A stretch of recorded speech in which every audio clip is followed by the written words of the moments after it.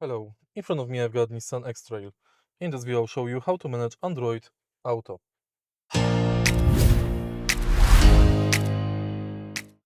In the beginning, make sure that your smartphone is connected with car via Bluetooth, and then you can enter Android Auto.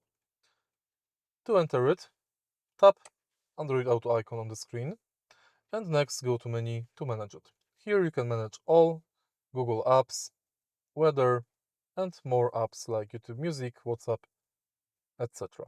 To exit Android Auto, press Nissan button. In settings, you can manage messaging, startup, display settings of the Android Auto. If you find this video helpful, please leave like, comment and subscribe.